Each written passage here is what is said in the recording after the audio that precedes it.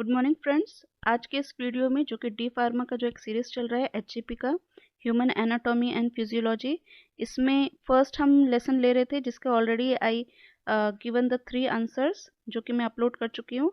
क्योंकि बहुत सारे बच्चों के पास बुक्स वगैरह नहीं है और एग्ज़ाम बहुत करीब है, इसलिए जल्दी जल्दी में मैंने ये सीरीज़ स्टार्ट किया है। यहाँ से भी आप देख करके अपने नोट्स बना सकते हैं और एग्ज़ाम में बेहतर तरह से एग्ज़ाम दे सकते हैं। सो आज का क्वेश्चन हम देखेंगे, बहुत इंपॉर्टेंट क्वेश्चन है ये भी। Draw the label diagram of human cell, यानी कि ह्यूमन सेल का डायग्राम हमें ड्रॉ करना है। ये बहुत बार पूछा जा चुका है इस लेसन में। ऑलरेडी जो 3 क्वेश्चन मैंने दिए हैं वो तीनों क्वेश्चन बहुत इंपॉर्टेंट है। उसमें एनाटॉमी एंड फिजियोलॉजी का डेफिनेशन एक था, और जो सेकंड था वो था सेल का डेफिनेशन, और जो थर्ड था वो माइटोकॉन्ड्रियन पे बहुत बार पूछा जा चुका है। और ये अब एक सेल का स्ट्रक्चर आता है, ये ज़्यादा मार्क्स के लिए आता है। तो सेल का स्ट्रक्चर पहले भी हम पढ़ चुके हैं, लेकिन जस्ट ये एग्जाम में ज़्यादा इंपॉर्टेंट है, इसलिए मैंने इसी फर्स्ट चैप्टर में 4 क्वेश्चन इंपॉर्टेंट है, इसलिए ये मैंने लिया है। अब नेक्स्ट स्लाइड पे देखते हैं हम। अब यहाँ पे ये एचएपी में है और ह्यूमन सेल के बारे में पूछता है। तो ह्यूमन सेल, एनिमल सेल और प्लांट सेल में थोड़ी डिफरेंस है, that we studied before also, but यहाँ पे हमें डायग्राम में देखना है। एक बार सिर्फ ऐसे शॉर्ट रिविजन करा दे रही हूँ मैं। क्लास में वैसे मैं ज़्यादा डिटेल में एक्सप्लेन कर चुकी हूँ, फिर भी मैं एक और बहुत बड़ा लॉन्ग पूरा डिस्कस करके मैं ये इसका बनाऊंगी, लेकिन अभी टाइम नहीं, इसलिए मैं शॉर्ट में यहीं पे बोल दे रही हूँ। सो ह्यूमन सेल जो होता है, इसका जब हम डायग्राम ड्रॉ करेंगे तो इसका ख्याल क्या रखना है, हमें ख्याल रखना है कि इसका जो मेम्ब्रेन होता है, जैसे कि प्लांट सेल में, प्लांट सेल जब एक बड़ा दरख्त बन जाता है, ट्री जब बड़ा हो जाता है, तो उसके जो बाग्स होते हैं, उसका जो ट्रंक होता है बहुत सख्त होता है। क्यों? क्योंकि उसमें सेल वॉल होता है ना, सेल वॉल होता है। लेकिन यहाँ पे हम सेल वॉल नहीं देखेंगे, यहाँ पे आप देखिए सिर्फ एक पतला मेम्ब्रेन है, पतला मेम्ब्रेन है। तो उसको क्या बोलते हैं? सेल मेम्ब्रेन बोलते हैं, जो फर्स्ट मैंने यहाँ पे लिखा हुआ है कि सेल मेम्ब्रेन उसको बोलते हैं। और सेल मेम्ब्रेन को और क्या बोलते हैं? गेटवे भी बोलते हैं। क्यों इसको गेटवे बोलते हैं? जैसे कि gateway of India, India gate है, गेटवे ऑफ इंडिया है, मतलब कि ये एक तरह का क्या है, सेमी परमिएबल मेम्ब्रेन होता है जो कि सिर्फ सेलेक्टिव चीज़ों को ही अंदर एंटर होने देता है ना। तो इसलिए सेल मेम्ब्रेन को गेटवे भी बोलते हैं। अगर एमसीक्यू वगैरह आ गया तो उसमें क्वेश्चन भी आता है कि सेल मेम्ब्रेन को और क्या कहा जाता है, तो गेटवे ऑफ द सेल कहा जाता है, क्योंकि ये सिलेक्टिव चीज़ों के ही सिर्फ अंदर जाने देता है। तो ये सेल मेम्ब्रेन हो गया जो कि कवरिंग है। तो यहाँ पे 3 लाइन नहीं ड्रॉ करेंगे, सिर्फ एक ही लाइन ड्रॉ करेंगे जब हम ह्यूमन सेल बना रहे हैं, तो ड्रॉ कर रहे हैं। तो अब जैसे ही मेम्ब्रेन खत्म होता है तो उसके बाद वाइट जेली मटेरियल आता है। जैसे कि हम इसको किससे रिजेंबल कर सकते हैं, हम एक, अगर हमें अच्छे से अंडरस्टैंडिंग करना है तो हम एक एग्जांपल एग का ले सकते हैं, अंडे का। एक उसमें तो एक हार्ड शेल होता है, लेकिन यहाँ पे जो हम लेंगे, यहाँ पे बिल्कुल ये क्या है, सेमी परमेबल सॉफ्ट है, जैसे हमारा स्किन सॉफ्ट होता है। क्यों? क्योंकि वो सेल से बनता है। तो यहाँ पर भी क्या है, बिल्कुल सॉफ्ट होता है। और इसके अंदर जैसे कि अंडे में वाइट ट्रांसपेरेंट जेली होता है, तो इसमें भी जेली होता है। अब उस ट्रांसपेरेंट जेली के अंदर so many organelles is present, जो कि हमें नेकेड आइज से नहीं दिखता है, हमें माइक्रोस्कोप में दिखेगा, ठीक है। लेकिन फिर भी हमें जब ड्रॉ करना है तो हमें ये सारे ऑर्गेनल्स दिखाना है। तो क्या दिखाना है? तो साइटोप्लाज्म, तो वाइट जेली आ गया। फिर उसके बाद एट द सेंटर, जब हम एनिमल सेल बनाते हैं तो हमें सेंटर में न्यूक्लियस दिखाना है, जबकि प्लांट सेल में पेरिफेरी पे रहता है ना, सेल वॉल के नज़दीक रहता है। और लेकिन यहाँ पे जो हम एनिमल सेल का पढ़ा रहे हैं, तो इसमें हम सेंटर पे हम न्यूक्लियस बनाएंगे। तो हमने सेंटर पे एक न्यूक्लियस बना लिया। अब न्यूक्लियस के अंदर भी, जैसे कि अंडे के अंदर जो जर्दी होती है पीले रंग की यॉक, तो उसके अंदर भी एक न्यूक्लियोलस रहता है, जो कि यहाँ पे बैगनी कलर से दिख के आ रहा है। यहाँ पे बैगनी कलर से दिख के आ रहा है, ये न्यूक्लियोलस हो गया न्यूक्लियस के अंदर। अब थर्ड यहाँ पे नेक्स्ट देखेंगे एंडोप्लाज्मिक रेटिकुलम। तो एंडोप्लाज्मिक रेटिकुलम क्या है? तो ये न्यूक्लियस से कनेक्टेड, ये क्या है, एक ट्यूबुल्स है, जो कि क्या करती है, ट्रांसपोर्ट करती है। कुछ भी न्यूक्लियस का मटेरियल बाहर कहीं पर भी ट्रांसपोर्ट करना हो तो इसके जरिए हम ट्रांसपोर्ट कर सकते हैं। ये एक तरह से कैनाल का भी काम करती है। जैसे हमारे घर में भी ड्रेनेज वगैरह रहता है ना, तो हमारे घर का पानी जो है ड्रेनेज के जरिए इधर से उधर चला जाता है। तो वैसे यहाँ पर भी आप समझ सकते हैं कि ड्रेनेज तो नहीं, लेकिन जो भी केमिकल नीडेड रहता है दूसरे कंपोनेंट को, वो एक जगह से दूसरी जगह ये ट्रांसपोर्ट हो जाता है थ्रू द एंडोप्लाज्मिक रेटिकुलम।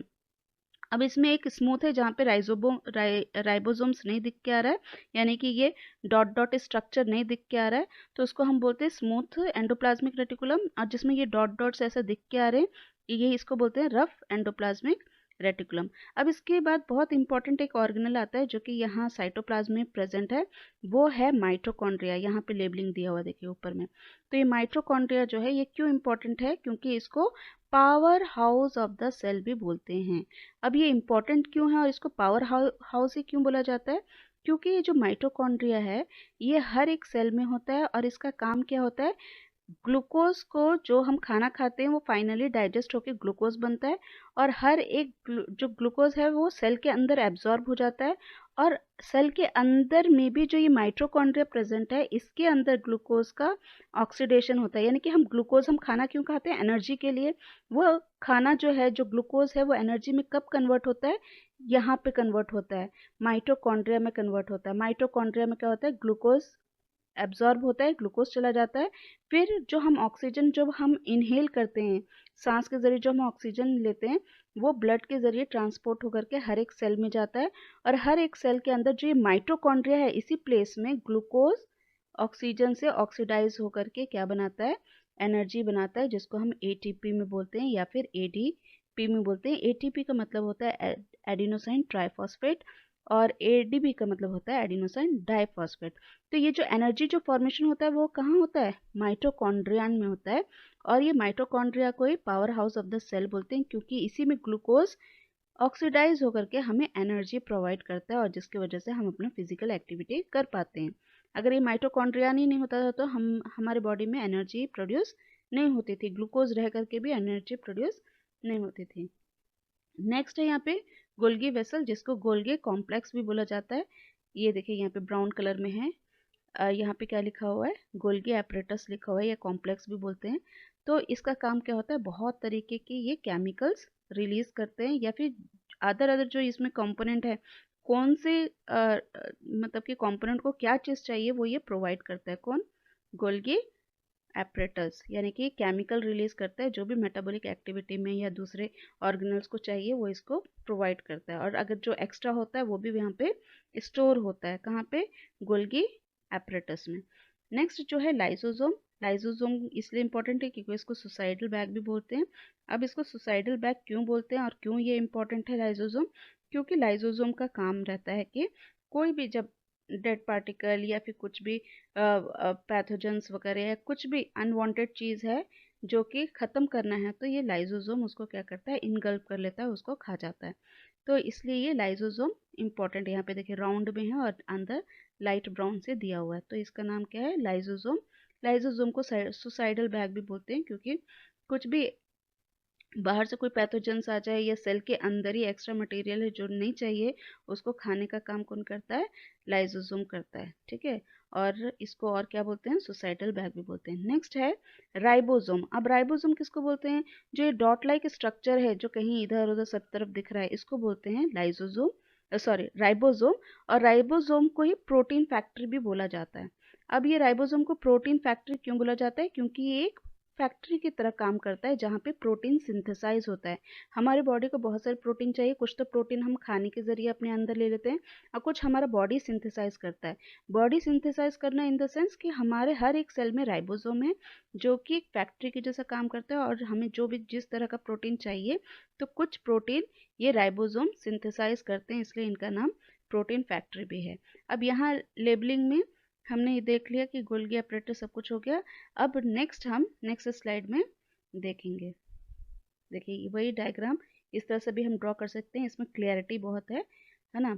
यहाँ पे क्या है, ये न्यूक्लियस हो गया, ये न्यूक्लियोलस हो गया, फिर ये सराउंडेड किससे है, एंडोप्लाज्मिक रेटिकुलम। अब ये न्यूक्लियस के अंदर जो थ्रेड लाइक स्ट्रक्चर होता है ना, उसको क्या बोलते हैं, क्रोमैटिन बोलते हैं, जो कि क्या कंटेन करता है, डीएनए, हमारा जो हमारा जेनेटिक मटेरियल होता है जो हमें पेरेंट से उसके डॉटर सेल्स में आते हैं, हमारे पेरेंट के करेक्टरिस्टिक्स कुछ हम में आते हैं, तो किसके ज़रिए आते हैं, ये डीएनए के ज़रिए आते हैं। और ये डीएनए कहाँ, जेनेटिक मटेरियल कहाँ प्रेजेंट रहता है, तो ये जो तागे के जैसा, जो थ्रेड के जैसा स्ट्रक्चर दिख के आ रहा है, इसी को क्रोमैटिन बोलते हैं। और ये क्रोमैटिन न्यूक्लियस के अंदर रहता है, और न्यूक्लियस के अंदर एक और छोटा सा न्यूक्लियस दिख रहा है, इसको न्यूक्लियोलस बोलते हैं। ठीक है, और ये सराउंडेड है एंडोप्लाज्मिक रेटिकुलम से। और ये यहाँ पे गोल्गी एपरेटस है। गोल्गी एपरेटस का काम होता है बहुत सारे केमिकल रिलीज करना, फिर mitochondria as a power house of the cell. Vacuoles भी होते हैं। वैक्यूल्स का मतलब क्या होता है, जैसे स्टोर वगैरह कुछ भी, या एयर भी हो सकता है या फिर कुछ वाटर लिक्विड भी हो सकता है। प्लांट सेल में वैक्यूल्स बहुत बड़े बड़े होते हैं, लेकिन एनिमल सेल में या तो नहीं होते, या होते हैं तो भी बहुत छोटे छोटे होते हैं। फिर यहाँ पे एक सेंट्रियोल्स है जो कि प्लांट सेल में नहीं मिलता। ये सेंट्रोजोम देखिए यहाँ पे, सेंट्रोजोम जो कि प्लांट सेल में नहीं मिलता, और यहाँ पे प्रेजेंट रहता है एनिमल सेल में। ये क्यों जरूरी रहता है, जब हमारा सेल डिवाइड होता है, जब एक सेल दो सेल में डिवाइड होता है, तो जब इसका रोल प्ले होता है किसका, सेंट्रोजोम का, ये एक सेल को दो सेल में डिवाइड करने के टाइम में, सेल डिवीजन के टाइम में ये एक्टिव हो जाता है। नेक्स्ट स्लाइड देखेंगे।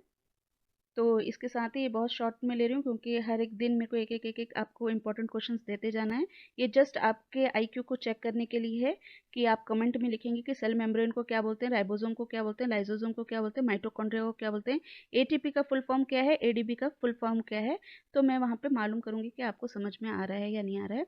वैसे तो ये सारी चीज़ें आपको हर तरफ अवेलेबल होंगी, लेकिन जैसे आपका एग्जाम नज़दीक आ रहा है तो आपको हर एक चैप्टर से, इस चैप्टर में तो फर्स्ट चैप्टर में तो 4 क्वेश्चन इंपॉर्टेंट है, उसका आज 4th क्वेश्चन में दे दी। अब नेक्स्ट चैप्टर कल से स्टार्ट करेंगे। Thank you for watching, subscribe it, like it and share it.